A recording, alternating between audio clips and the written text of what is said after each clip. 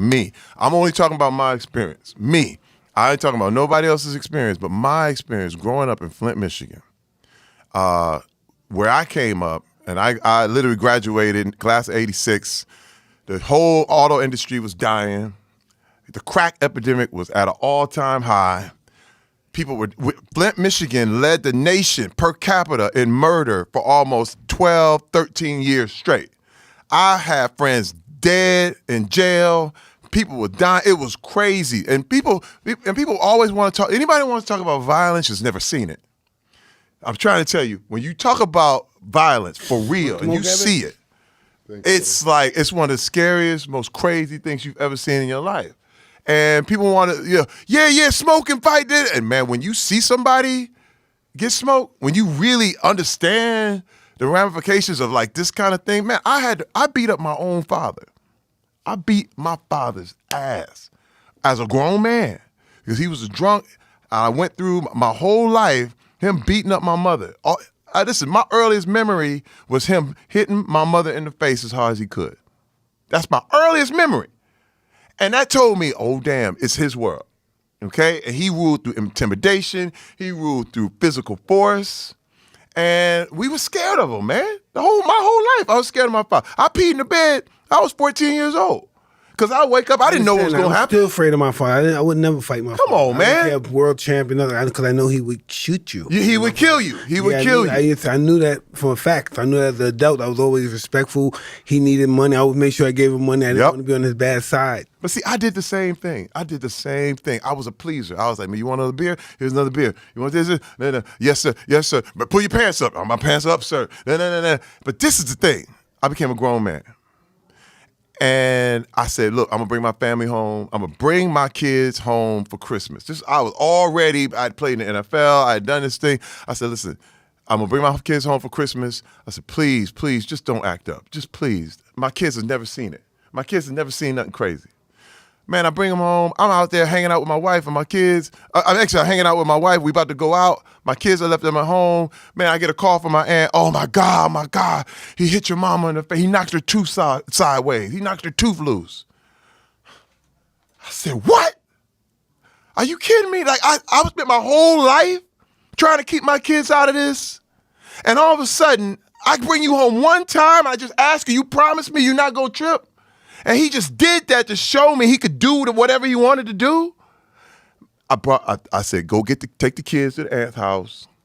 I dropped my wife off at the aunt's house. I drove to the house. I went home. He was still there. I said, man, it's me and you.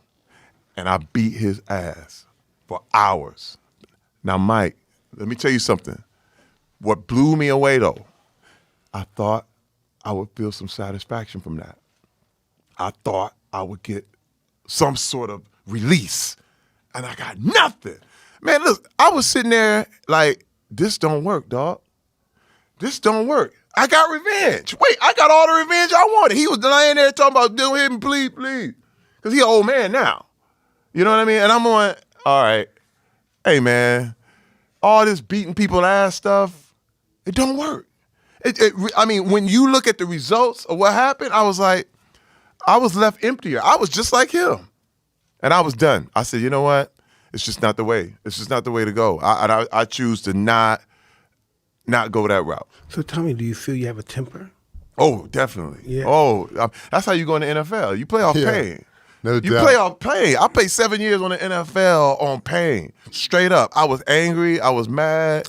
And that's how allow you to put your head into anything. Me too. I did that with boxing. But when was tricky. Then I finished boxing. That doesn't work in the real world. It doesn't. No, that stuff doesn't work in the real world. Being tough doesn't work in the real world. You gotta be smart. Homie. It's like the military. Oh, it's like the military. You know, imagine when you're in a war zone. Yeah. You know, Mike, I know vicariously your experience. You know what I mean?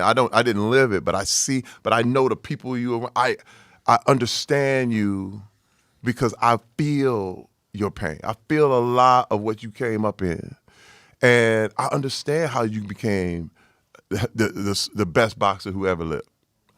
I definitely understand it. But that shit don't work in the real world. No, not a little bit. Man, wait. First of all, I had so many things, man. I would yell. And this, I never hit my wife, never did anything like that. But man, I yell the hell out of her. Like, I would create such a scene that was like, man, this dude. And now look, my wife has seen me throw people over her head.